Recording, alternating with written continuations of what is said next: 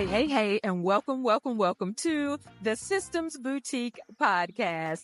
I'm Dr. Raymona H. Lawrence. Most people just simply call me Dr. Raymona. I'm your systems stylist and your business operations expert. And I'm here to help you build a high-end boutique style back-end that creates ease and scalability for you without sacrificing the luxury experience your client absolutely deserve. So if you're a speaker, a coach, a consultant, a course creator, or author who's ready to stop the overwhelm, ditch the tech confusion, and finally streamline your systems and operations, you are in the right place. Each week, I'll bring you actionable strategy, expert insights, and behind the scenes business systems and operations insight to help you scale with ease, efficiency, and absolute excellence. So grab your notebook, your favorite cup of coffee or tea, and let's get to work. Welcome to the Systems Boutique, where systems meet style.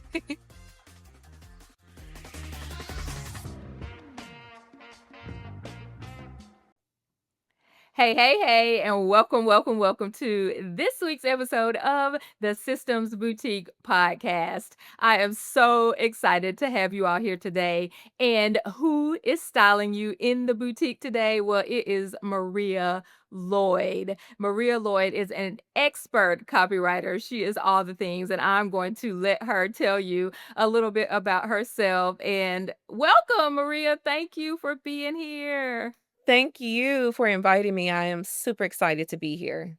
Yeah, tell us a little bit more about you. Yes, absolutely. So, as you mentioned, my name is Maria Lloyd. I am the CEO and founder of an email marketing firm named Opens Clicks Cash.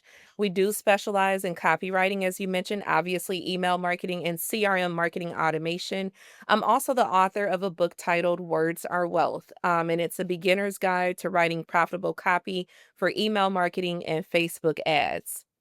I love that, and I have been reading this book. It is absolutely Yay! excellent. Yes, it is Thank so good. you. I have it right here on my desk. I am reading it. So y'all, this is what it looks like. And so I have the hard copy, and I'm excited to talk to you all today about these systems and different things that you can do for copywriting. And so let's just jump right in. Are you ready, Okay, Maria? sure. Okay. Yeah, let's go. I love it.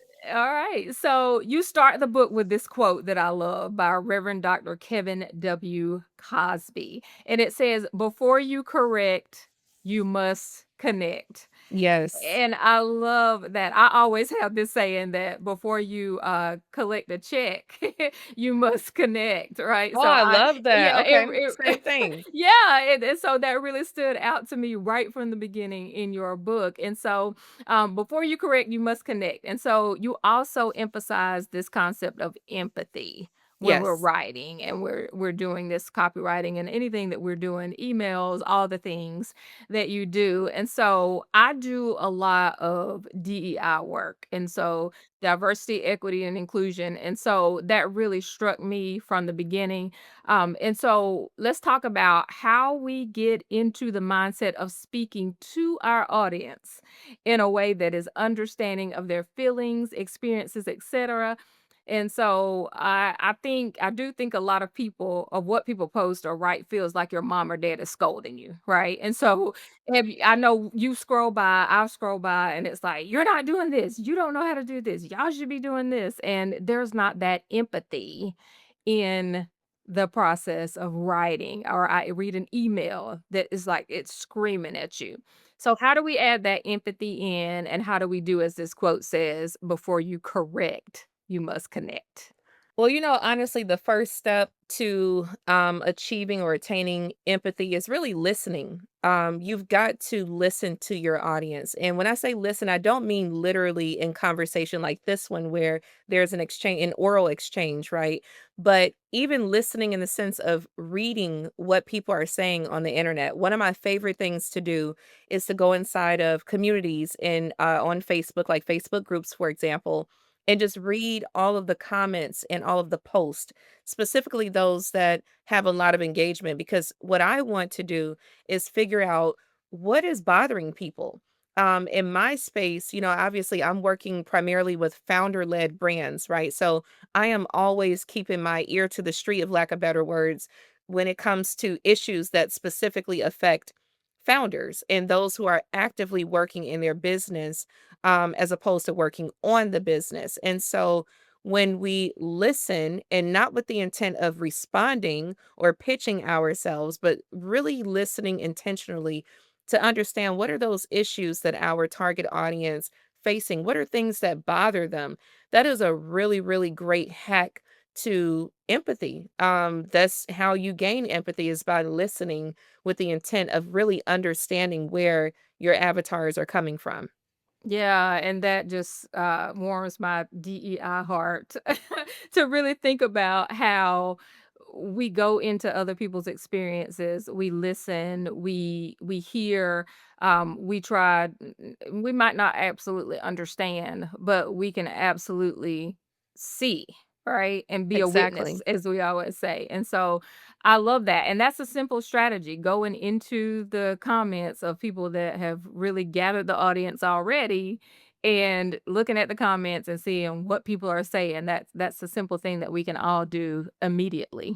Exactly. Yeah. There's gold in the comments. I tell people all the time, that's really where, that's where the gold is. It's in the Yeah. comments. Yeah. So people always say, I got my popcorn, I'm reading the comments, but it's not the just the drama comments, right? We need to be doing that for our businesses so that and we've already learned things that we can do that translates over to business, but we aren't thinking about it. And so instead of being that just consumer of information, we can start being a producer and start to think about, let me go in these comments and see what my audience is thinking. I love that.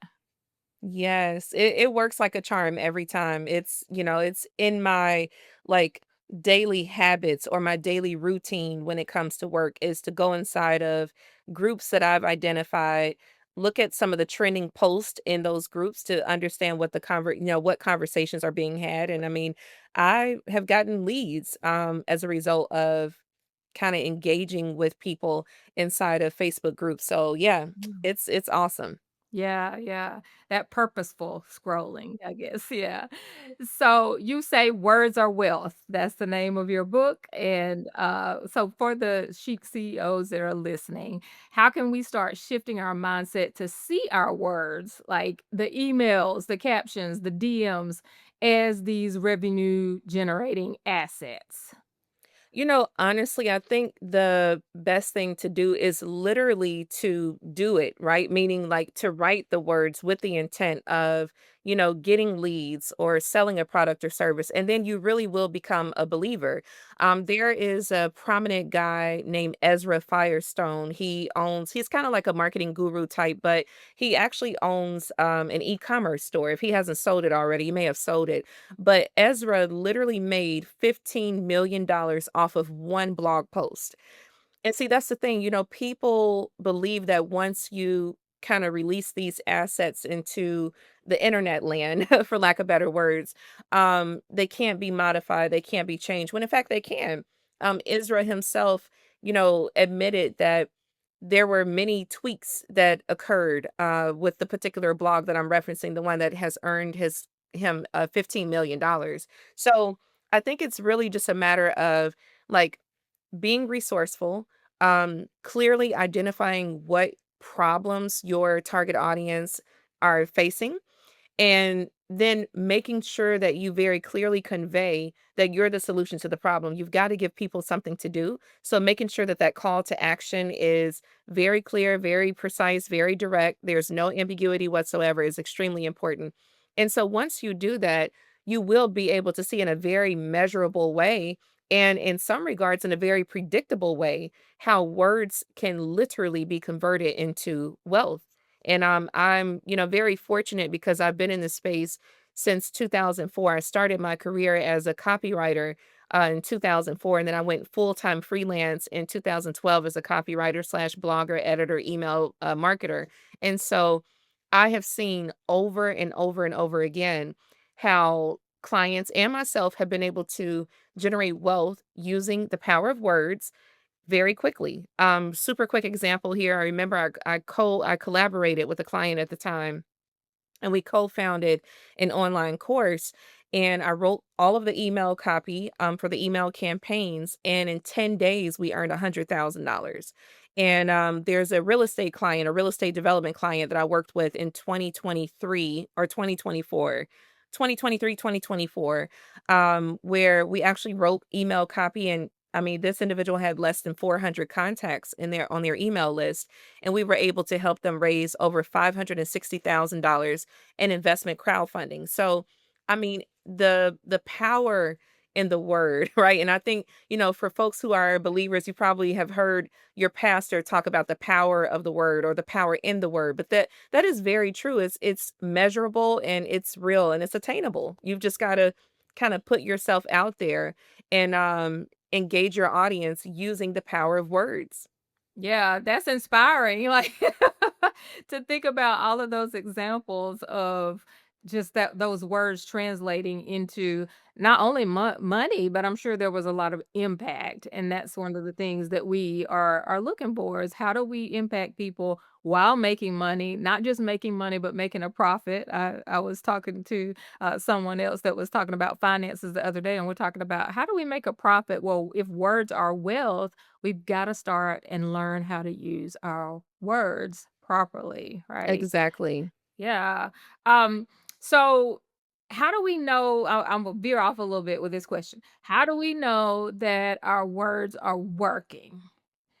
So, what are some of the key things that you see or that we can look for?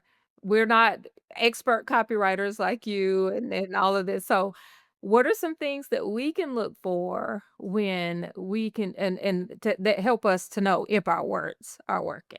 Okay, yeah, this is actually a great question. So, in my space, we oftentimes talk about key performance indicators, and you may commonly hear this reference as KPIs, right? And so, I will answer your question in relation to email marketing, but I'll explain a bit more in terms of social media. So, in the email marketing world, the key performance indicators that you really want to pay attention to are your open rate, meaning that what percentage of people on your email list have actually opened this email? It's very common when you have a smaller list. And when I say smaller, meaning anything that's under about 1,000 contacts, is pretty common to have very high open rates. So high being like 50 to 60%. Okay. So the open rate is very important. And if you're noticing that a lot of people are opening your emails, that's a good sign. Because that means that, A, you have some credibility, right? And then B, your subject lines are capturing their attention. So that's a really good sign. The next KPI that we look at is the click through rate. And that one is oftentimes referred to as CTR for short. The click through rate is exactly how it sounds. It's the percentage of people that have opened the email and actually clicked on something in that particular email, right? Something being a link to a checkout page or a landing page or a link to download your book, so on and so forth. And so when it comes to your click through rate, you're looking at primarily about 1%. 1% is decent. Right? It's a good baseline to kind of start from. But of course, the higher, the better, right? Because this means that, okay, one, I've gotten over the hurdle of getting your attention because we know that the inbox is very crowded, just like social media is very loud. B, not only have I gotten your attention, but now my words have encouraged you to take action, which would be to click on whatever link that I have in the email. I'm encouraging you to do something. So the third and final KPI that I'm going to mention now, and of course there are others, but I'm just going to mention like the top three are is your conversion rate. So conversion being like, okay, I have asked you to do a thing and you did the thing. Because let's be honest, there are distractions all around, right? I will be checking my email and then I get a text message. Well, now I'm out of the email app and I'm answering the text message. Or I get a phone call. Now I'm not reading the email as much anymore, right? So we have so many distractions hitting us at any given moment. So the conversion rate literally means that whatever you ask that contact to do, they actually did it. And so your conversion rate It varies. I would say a baseline would be somewhere between 10 to 30%. But again, to be honest with you, it really does vary. It's contingent upon the price point of your product. It's contingent upon what you're asking people to do. If you're asking people to download a free white page, for example, that's totally different from asking someone to commit to a $300 per hour consultation call, right? So your conversion rate is, again, just, the percentage of people that have opened your email, B, clicked on a link in your email, and now C, actually did the thing that you're asking them to do.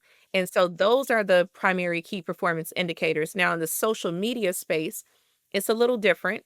So you're looking at your impressions. Impressions are the number of times your post has been seen. So your impressions, you want to, these things are oftentimes measured per thousand, which is why you'll see for impressions, for example, you may see the acronym CPM, which means, cost meal meaning 1,000.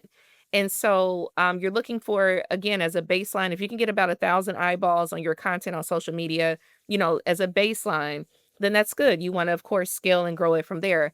Another key performance indicator you want to look at to see if your words are working on social is the number of accounts reached. Now, this is just slightly different from your impressions because this actually measures how many people saw your post. So the impressions are how many times your post has been viewed, meaning that one person could come back and look at your post 3 or 4 times. So it's a very different metric when you're looking at, okay, how many people have I actually reached? And so on average, they say that a lead or a prospect needs to see your content at least 7 times before they actually move forward on a purchase, for example, right?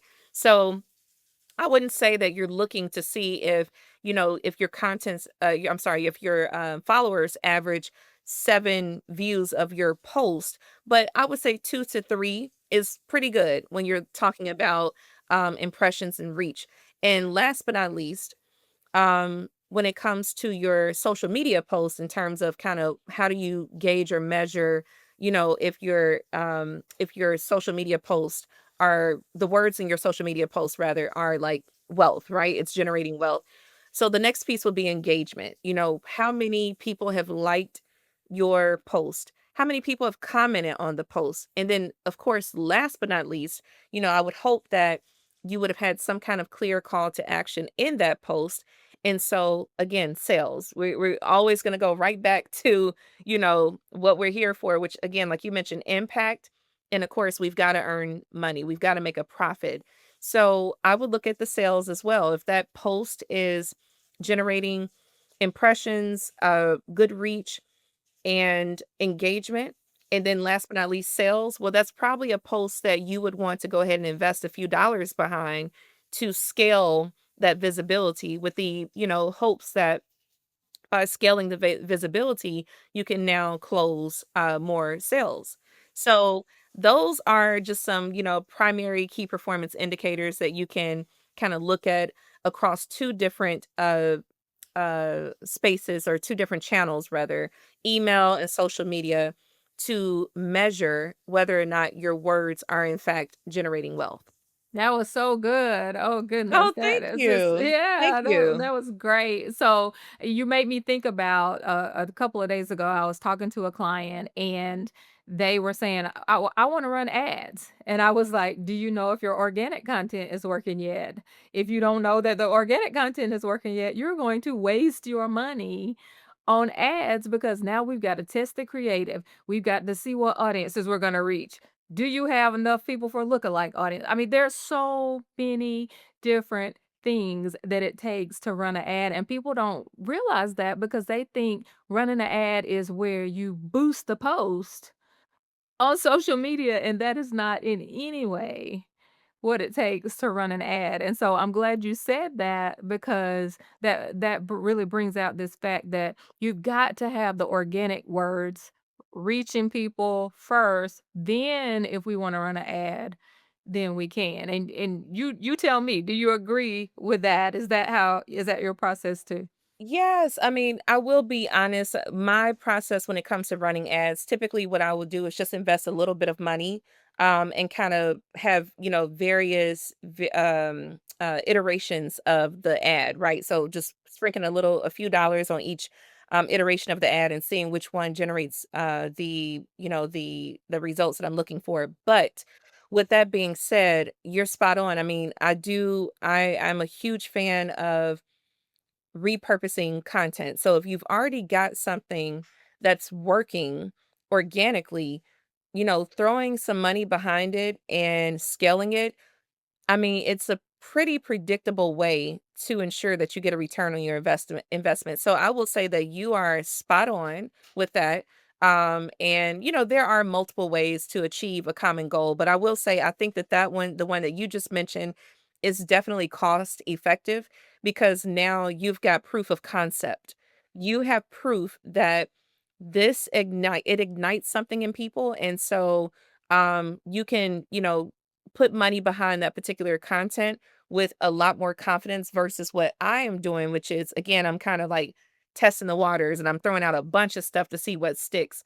Although I'm not spending a ton of money, but still, I do believe that your suggestion to your clients makes a ton of sense. And it's something that I do, but not as often as the other method that I mentioned. And yeah, that they are new to ads, like your experience, so it's different. So we can do $5, see if it's working, $10 a day, all of that stuff. But if you're just starting, I often tell people, if you don't even know that your organic content is working, don't just jump into an ad if you don't know. Yeah. So, all right. So you talk in the book about this acronym called CUTE. And of course, I love this in the boutique. So, it's this cute content strategy is what you call it to help beat writer's block. So, I know that a lot of times people are like, "Oh my goodness, I have to sit and write this thing, and now you're telling me the words actually have to work, and I don't know what in the world to do." And so, walk us through how a coach, a course creator, speaker, whoever that might be, could use that cute strategy to write a week's worth of email in one sitting. Yes.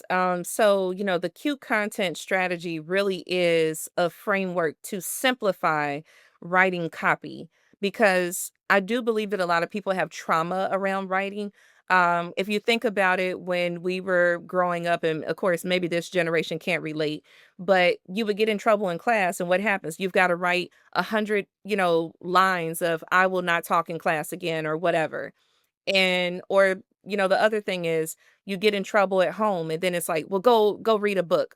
So there is some trauma that's attached to writing, and literature in general. And so with that being said, I wanted to give people a framework that would kind of minimize the trauma associated with writing. And so hence the creation of the cute content strategy. So as you mentioned, the word cute is an acronym. The C stands for current news. So think of, for example, what's happening on Capitol Hill, for example, that's current news. The U stands for urgent news. In urgent news, the difference between current and urgent news, because they are very similar if you think about it, but there is one very distinct difference between those two content strategies, and that's that urgent news has an immediate and a direct impact on your audience. Okay. So, for example, let's say that Amazon gets hacked. Well, Amazon would need that's urgent news. They would need to immediately notify all of their customers and let them know, hey, your information, your sensitive information is, it's been compromised. And they would need to inform us as to what they're doing to remedy the situation if there's anything that we need to do on our part to protect our data, right? So that's the difference between current news and urgent news, is that urgent news has an immediate and a direct impact on your audience. And then the next one is the T in the cute content strategy stands for tips and advice.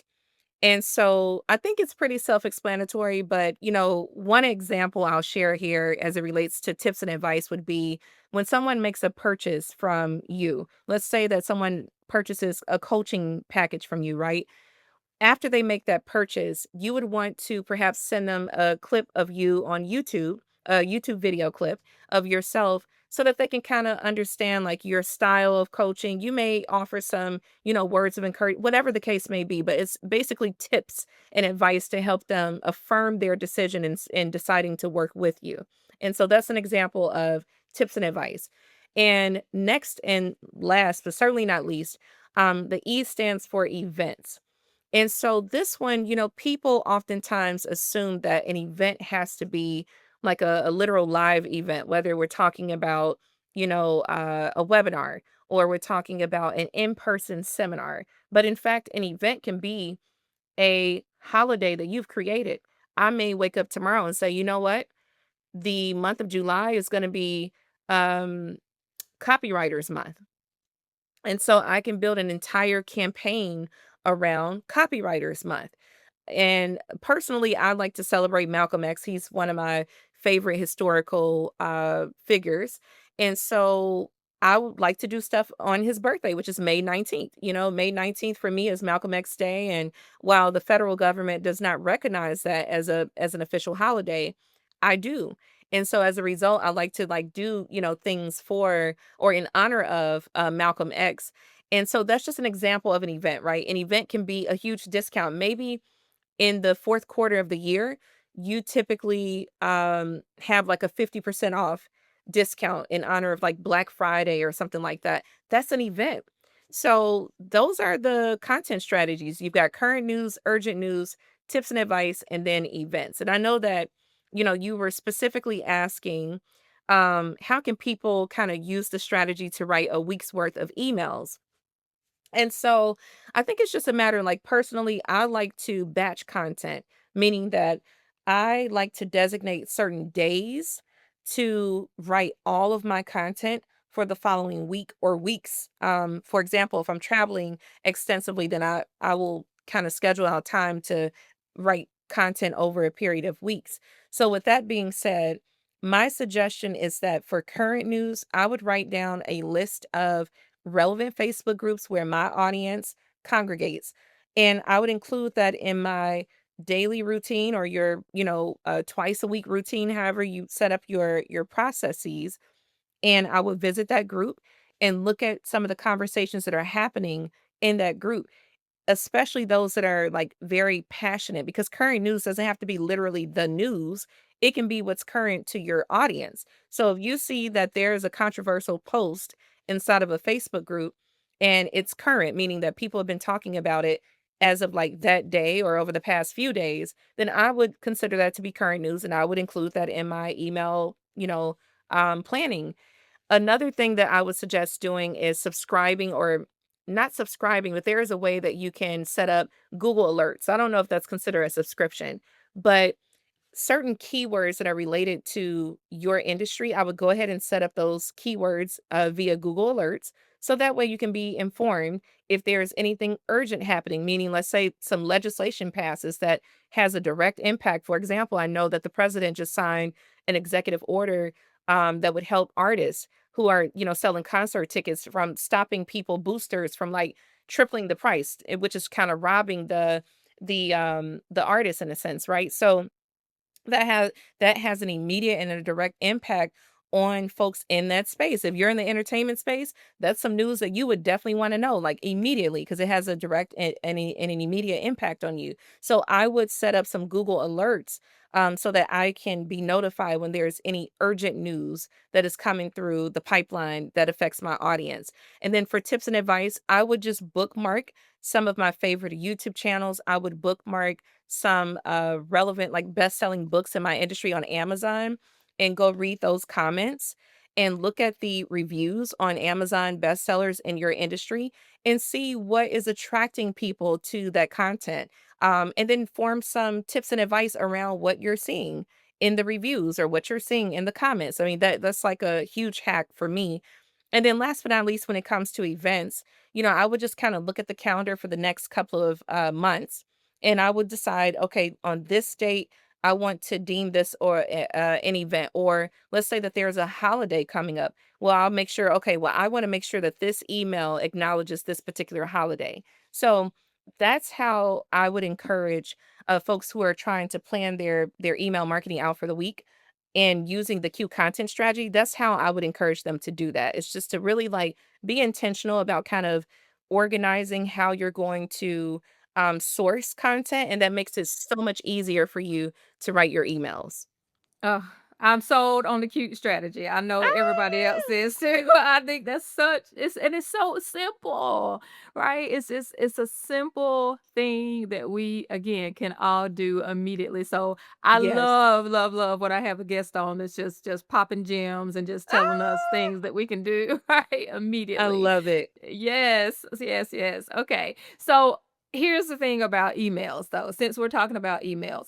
A lot of times people are like, "Oh my goodness, I don't wanna send emails to people every day. I hate getting emails." And going back to what I said before, we've got to move from this consumer mindset Yeah. to a producer mindset. We are the thought leaders. We are the producers of information. We are not just Mhm. consuming things. Now we have to get into the place where we are giving out the information. And I tell people all the time, the top marketers have email lists and they sell from that email Mhm. list. Yep. Their words are making millions, right?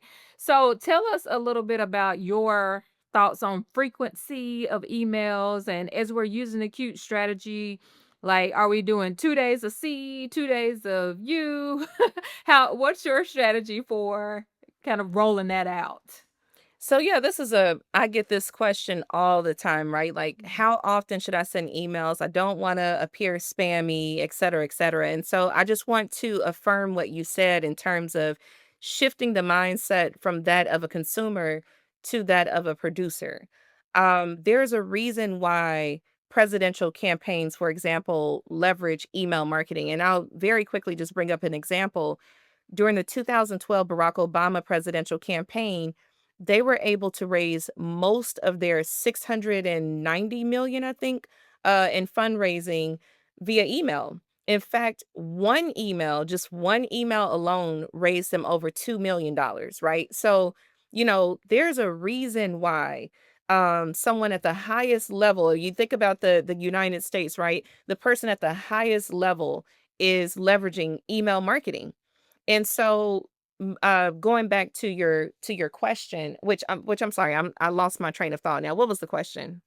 I So lost my I train of was thought. I was saying how much should we use Yes. or email, and then should we do like 2 C's, 2 U's, 2 T's? Like how do we Okay, thank you. Yeah, every time I talk about the Barack Obama thing, I get so lost because I'm like 690 million is like crazy. But okay, It is, so it is. in terms of the frequency, I always encourage people, to start off with a realistic frequency. So realistic for me is I send emails a minimum of 3 times a week. So my cycle is Monday, Wednesday, Friday.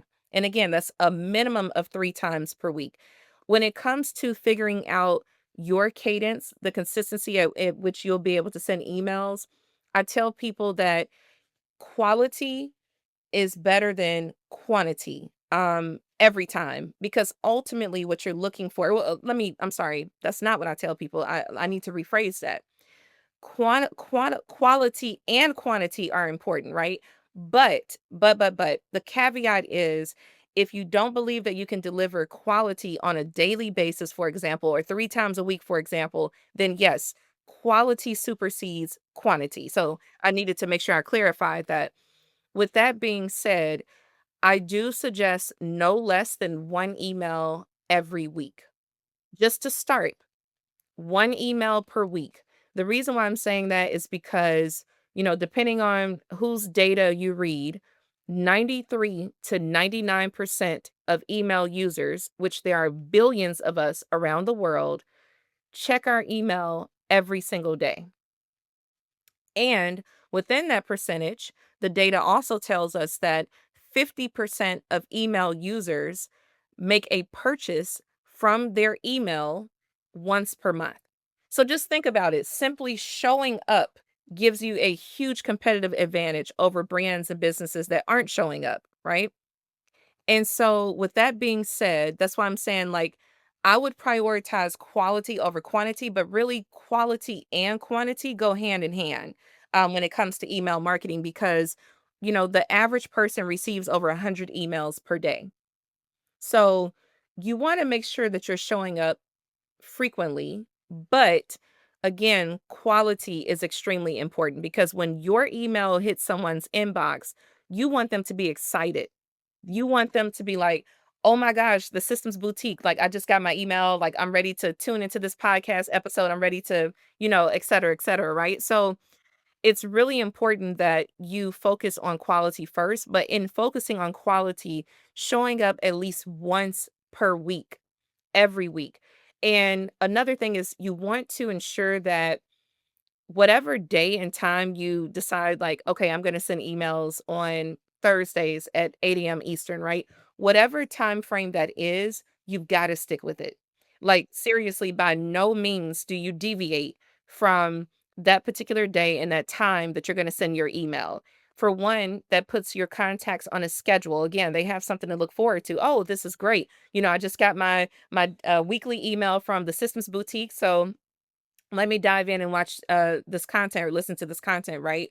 And so you've got to just make sure that you're consistent. So that's one reason why you want to be consistent. The second thing is I always say the Google gods, meaning that, Gmail, which is basically king of email, um likes consistency. When they see that you are being consistent, they favor your emails, meaning that it minimizes your risk of going into spam. So it's very important that you're super consistent. It's very important that you deliver quality. And it's very important that you do it as often as you possibly can. But if you're just getting started, again, like start with one email per week. Just start there. Once you get a cadence, because I didn't start with three per week, I started with one. So once you've mastered the one, per week, then step it up a bit. Okay, now I can do maybe every Monday and Friday. And then you may get to a point where I can send quality emails every single day, right? And so that would be incredible. But I will tell you that, most businesses don't send emails every day. Most don't. Um, so yeah, a very realistic frequency would definitely be at least one email per week. Choose a day and time, stick to that day and time as best as you can, and prioritize quality from the start. And then eventually you need to prioritize quality and quantity. Mhm. Love that. Yeah. And so I think that's part of the issue is a lot of times people are like, "Oh, they said send emails." And so they just start sending out stuff that nobody wants to see. Then we get into this issue where they're being reported as spam or and then their email has a bad reputation. Their domain has a bad reputation. I mean, there's so many things, and so and I also want to note, and I hope everybody in my audience knows this, but sometimes we don't. Sometimes people are sending things from Gmail or just, yeah, not Yahoo. Yahoo's way gone. Outlook, for their business. We send from a domain, and that domain is trusted and it lands in the inbox. So you all should not be sending bulk emails from Gmail, Outlook, any of these just public. So that's a whole nother thing, but I want to throw that in there because a lot of times people don't know and they think, oh, for my business, even if I put my business name at gmail.com, no, do not do that if you really want to send out bulk emails to your audience. Exactly. Yeah, I tell people that all the time. Like you just mentioned, your business name at gmail.com is not a professional email address. It's just not. And I mean, there are platforms that actually give you free business email addresses. So, personally, I'm a huge fan of Google Workspace. Everything is Google Workspace and it's not free. But there are platforms. I actually do have some business email addresses that are hosted on a free platform. And it's free forever. You can get up to 5 professional email addresses. So, I think that people need to understand that building your own domain reputation, especially as it relates to email, is extremely important. One of the challenges I believe that people have, um, that people struggle to grasp is that their digital, like, identity is they don't understand that those are assets. Like, your domain name is an asset. You can literally build credibility around your domain name and sell that in the same way that someone will buy a home and then fix it up and sell it back on the market, right? At an increased rate. So, it's the same thing with your domain name. You're building assets. These are digital assets nevertheless, but these are still assets that are worth a lot of money. I'm in all sorts of networks and groups. I actually flip domain names on the side, which just means that I purchase domain names and then I resell them. And I think people will be surprised at how much money can be made just from building a digital asset. People are selling or leasing Facebook groups now. I will admit that may go against their, community standards or whatever, but people are doing it. I'm just being honest. People are doing it. They're buying and leasing, or selling and leasing rather Facebook groups. People are selling newsletters. People are selling renting their email list. It goes on and on. These are assets. So you've got going back to what you said, Dr. Ramona, um, you've got to shift your mindset from being a consumer to a producer. And in doing so, you need to understand that all of these things that you're doing online are assets that can literally be acquired if you choose. So, like, don't sleep on that. It's very important. Do not give Gmail doesn't need your help. Okay. Gmail is a globally known brand. Do not keep sending emails from Gmail. It's time for you to go ahead and purchase your domain name and start building credibility and your reputation in the digital world on your domain name. So I'm gonna get off my soapbox, but that's an area of passion for me, of course. Yeah, I love that. And it's so, so true is that we have got to build our own brand. We're always building somebody else's brand. And so it is time for us to take control and build what we have, right? In our communities. And so I love that. Um, so we're talking about email. So I'm just going to go to this question on email deliverability. So, why do you think that so many amazing women in business are writing this content, but it's not landing in the inbox? So while we're now talking about your domains and your Gmails and how you should be using things, why are we not in the inbox? Ooh, man, okay, this one is always a layered it's Yes. such a layered, question because there are so many variables. So I think what I will do first is before I say anything else as it relates to deliverability, I wanna preface everything that I'm gonna share with this.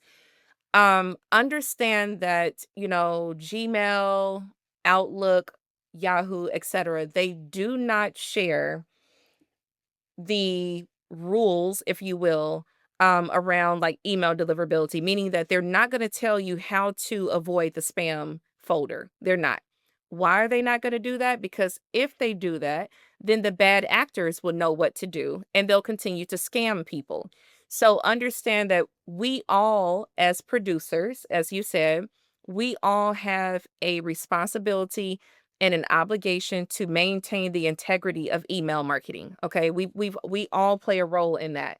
So again, Gmail, Yahoo, Outlook, etc., they will never disclose what it takes to avoid spam because they don't want the bad actors to know what to do. So that's number one. Now, with that being said, there are some things that in my, 20 years of experience in this digital realm that I have seen consistently cause people to land in the spam folder. The first thing is you did not get explicit consent to send this email to the contacts. First of all, that is illegal. The Can Spam Act was passed. I forgot when, but it was passed to protect consumers from getting a bunch of spam emails and things like that. So you really do have to explicitly gain consent. What do I mean by explicitly gain consent? Consent means that someone actually, on their own accord, filled out an opt-in form requesting some information from you in exchange, of giving their contact information. Now you have to give them something in exchange. Explicit consent could be an oral, affirmation. Yes, I want to be added to your email address. Okay. That's explicit consent. Another example could be like when people opt into like some social media ad, for example. So you're running an ad on social media and you're doing like a lead gen ad. And so when they submit it, they are aware, again, there's an exchange of some information. There's a reason why they clicked on that ad, and they know that giving their email address to you will then give them something in return. So it's very kind of clear and direct that, okay, this person wants to be on my list. So that's the first thing. The next thing is making sure that, again, you're consistent. So when you're building your domain reputation, if you're like sending emails every blue moon, it's a horrible recipe, well, it's a perfect recipe to get in the spam folder, but it's horrible if you're trying to get in, the primary inbox. I mean, it's just not good. You have got to be consistent. The reason why I'm saying this is because what happens is when you're sending an email once every couple of months, for example, your list goes cold. So those contacts that you worked so hard to attain, they have really forgotten, like, "Why am I on this list again? And who is this? Like, why is this person emailing me?" Spam. And I'm telling you, it just kills your email reputation. So you gotta really be consistent. That's why I said just for starters, choose one day, one time, and stick with it as best as you can. Because if not, if you're just doing this like, botchy type thing with email marketing, you're kind of sending it when you feel like it. It's like once every couple of months or something, you're gonna start hitting the spam folder. The next thing I'll share here, and again, like I mentioned, there are a number of reasons why people land in spam. But I'll just kind of go over like the top three that come to mind is because of what's written in the email. So like if you are selling something, I know no one that's in the, systems boutique community is doing this, by the way. But if you are writing copy that's too good to be true, meaning that your copy in your email reads something to the extent of, pay $30 to access my guide to wealth and you'll earn $1 million in 10 days. Okay, well, clearly, if, we could pay 30 bucks to then earn a million in 10 days, everybody would be doing it, right? And so, this is unfortunately very common in the weight loss space.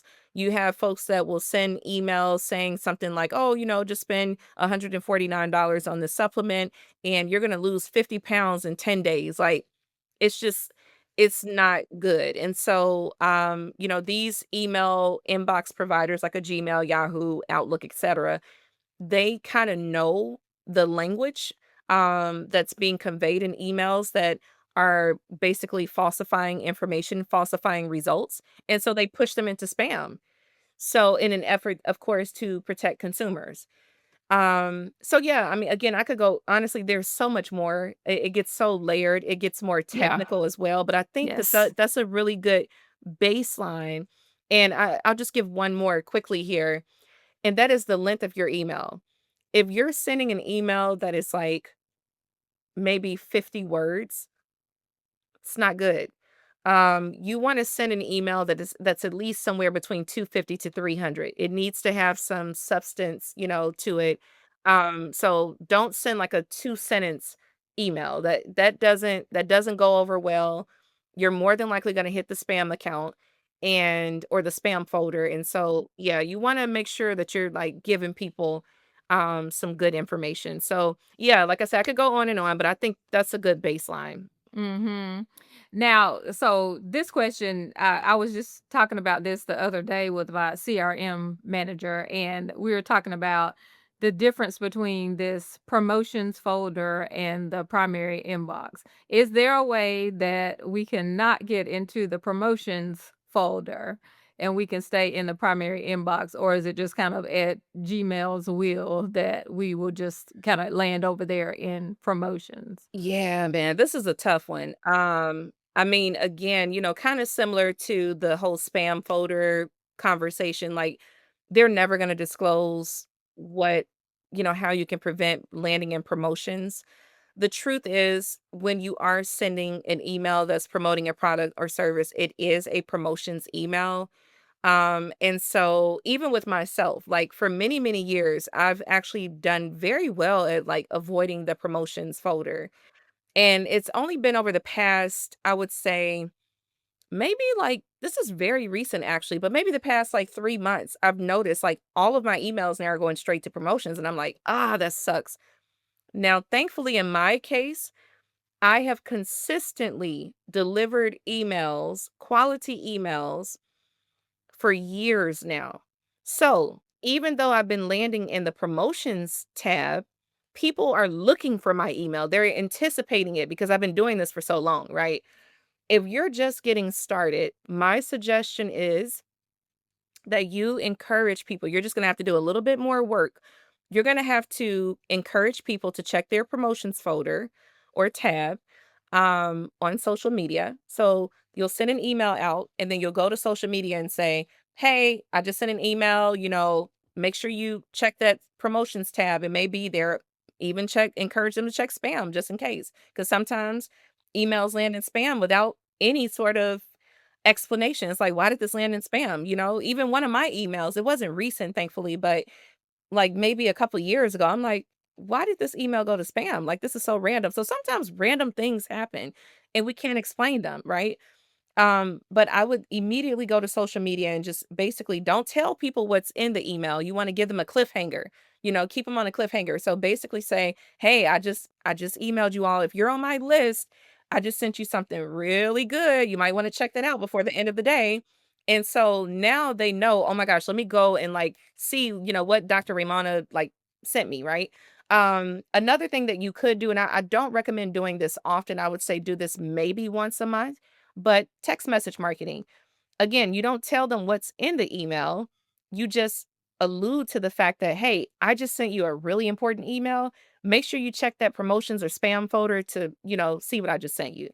And so those are some of the ways that you can kind of, but unfortunately, there really is no direct way in which you can, with a great deal of accuracy, land in the primary inbox every single time that you send an email. Unfortunately, it's just not. And again, I guess they've even caught on to me because for years, despite sending promotional emails where I'm selling something or whatever, I was able to avoid promotions and spam and land directly in the primary inbox. And now I'm going into promotions these days. So, one other thing I will suggest too is that you can always encourage your contacts to move your emails over to the primary inbox. And so what that does is it trains the email inbox provider like a Gmail, Yahoo, or Outlook. It trains them to put your emails in the primary inbox. So you can do that. You can provide instructions on how to, move that email over to the primary inbox. But again, quite frankly, you just gotta do a little extra work to encourage people to check the promotions tab. Okay, yeah, that was some good advice because I was like, "How in the world do we stay out of promotions? What do we do?" I I'm know, like, "We got seriously. the DKIM and all these things," and I'm like, "We got all that in the back end on this domain, and how do we get out of this promotions folder?" But I guess, Gmail just is gonna make us do what it wants us to do sometimes. So yeah. So I'll end with some mistakes. So have worked with some major brands and campaigns. So I know that you have seen a lot. So what are a few big copy mistakes that you still see even these seasoned entrepreneurs make when writing their Facebook ads, or let's just say social media content, emails, or whatever that may be? What are some copy mistakes that you've seen? So the biggest one, is using merge fields and, like, missing a character or 2, or, for example, maybe the merge field first of all, let me scale it back because I know everybody doesn't know what a merge field is, right? So a merge field is basically I'm trying to think of a way to explain this as if I were explaining it to, a child, for example. A merge field is a placeholder for information. So, for example, if you want to write an email and you want to address everyone on your email list by first name, then you would put a placeholder there or a merge field that says first name or whatever your software requires, and then the software will automatically populate that contact's first name. So that means you don't have to go in there and manually type thousands of people's names, right? Because the software is going to do it for you because the merge field acts as a placeholder and then it'll populate the information if it's there. With that being said, what I have seen people do, and I unfortunately I've done this too. It's so embarrassing when it happens, is that they miss like one character in that merge field, and Yes, so and it's now when the still email goes out, it says, "Hi, first name." first name. Oh my gosh. I remember I did that one time, and I mean, I was so disgusted with myself. Like, it happened last year. I was so disgusted. I was like, "This is such a rookie, stupid mistake to make." Like, seriously, you've been in this game 20 years and like you're out here messing up merge fields, and And it's so embarrassing. we have all done it. Oh my gosh. It's How many awful. times? I know, it's terrible, and, I think what makes it so embarrassing is that it takes away from the authenticity of the email, because that's the thing, that's what differentiates email from other marketing channels.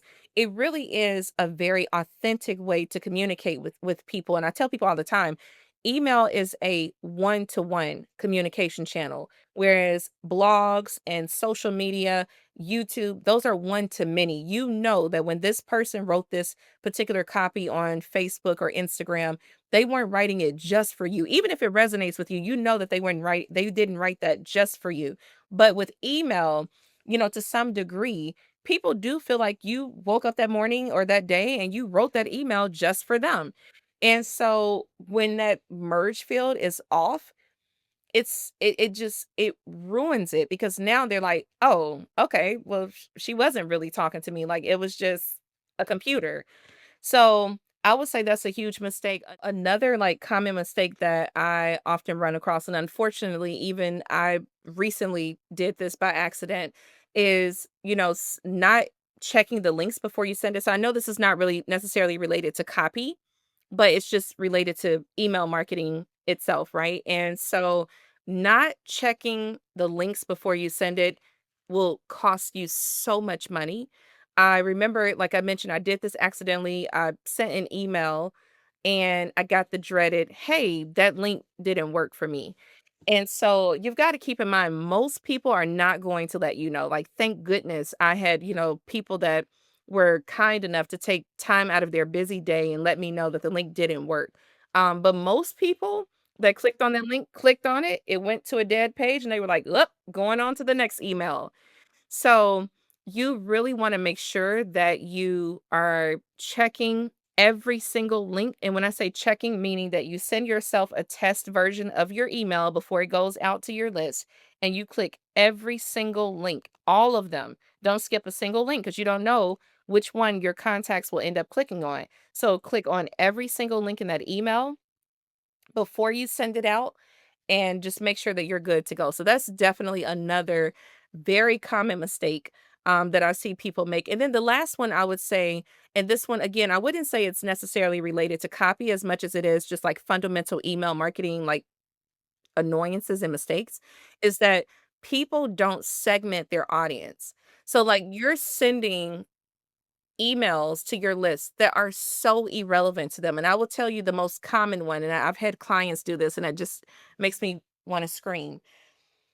When you have a webinar, for example, and you've got a contact who has already registered for the webinar, but you're still sending them emails saying, "Hey, don't forget to register for my webinar." Don't do that. Please don't do that. It is awful. It is an awful thing to do. You're clogging up their inbox with something that is not relevant to them. And to be honest with you, it actually turns people off. It makes them feel like they're not being heard, they're not being seen. Again, you know, email is a little different. It's a little more personal because you're going into somebody's inbox. It's like going to somebody's living room and having a Yeah. conversation with them. So Yeah. people do take that stuff personally because they feel like, well, I just did the thing that you asked me to do, and now you're asking me to do it again. Like, did you not get it? See, it causes all of this confusion. Now the person has to think, "Oh my gosh, did I put the wrong email address there, or did it not go through? Did my connection stop?"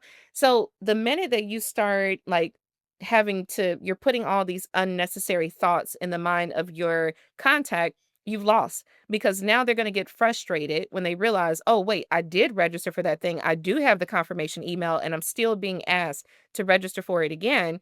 They're going to unsubscribe. And there you go. You have now lost the trust of someone whose contact information you earned at one point in time, but now you've lost that trust because you didn't segment your list. So please make sure, if someone takes whatever action it is that you want them to take them off the email, that thread of or that campaign, rather, that email campaign.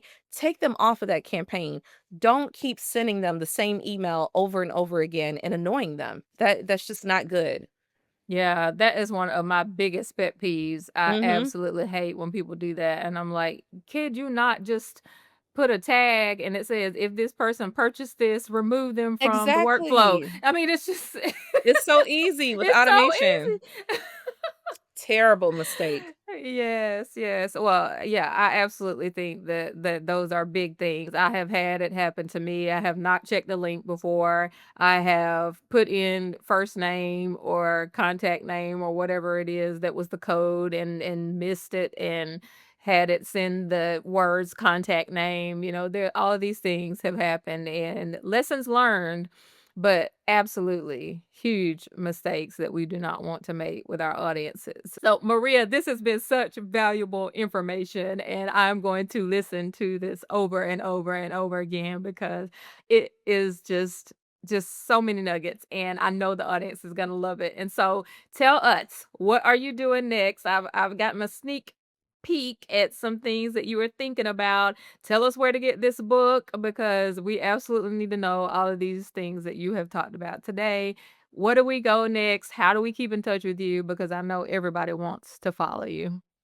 Well, yes. I mean, first of all, again, thank you so much for this opportunity. Like, this was such a great conversation. I can talk about email marketing, copywriting, marketing all day long. So, again, just thank you so much for the opportunity. And I really, really appreciate this and really enjoyed this. In terms of what's on the horizon, I'll start there.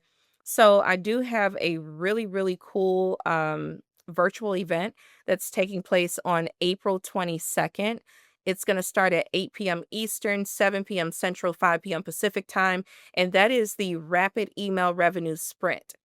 And it's exactly how it sounds, right? So basically, the entire point of the Rapid Email Revenue Sprint is to help our founder led businesses quickly learn how to generate opens, clicks, and cash with email marketing. And so, some of the things that I'll talk about, of course, I'll definitely dive into the Q content strategy, but I'm going to go over a list of ways that you can monetize your email list, because there are some ways that people just simply overlook. So we'll talk about, again, that email monetization piece. We're going to talk about, some hacks that I use to get my open rates up. We're going to talk about some different tips and things and techniques that I use to get my click through rate up and all of that. So that's the point of the Rapid Email Revenue Sprint. And again, that's happening on Tuesday night. That's April the 22nd. 8 p.m. Eastern, 7 p.m. Central Time, and 5 p.m. Pacific Time. It is free. However, we do have a VIP option. So if you choose to do the VIP experience, you actually get email templates, you get email checklists, and you also get an opportunity to get your email campaign reviewed by myself and or one of my very skilled team members. So again, that's Rapid Email Revenue Sprint, and the website to register. Again, it is free. You can do a general admission, but just keep in mind that we have to limit the general admission tickets to 25. So meaning that, you can sign up, and even if we exceed 25 signups for this at the general admission level, that's fine. But on the day of the sprint, we're only letting 25 of our general admission ticket holders in. So you want to make sure that you show up very, very early for that, okay? And so you can sign up for that at rapidemailrevenue.com. Again, that's rapid, RAPID, email, EMAIL revenue, revenue.com. Rapidemailrevenue.com is the website to register for that. And then also, I will be speaking in Cape Town, South Africa about, again, marketing. And that's going to be May 17th. Super excited about that.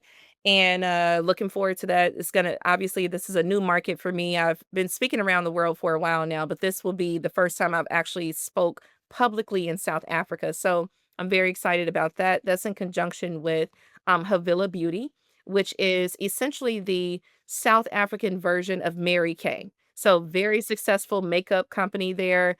She has tons of, Mabel is the owner of that company. She has tons of distributors all throughout the country who sell her makeup products. So I'm super excited about that.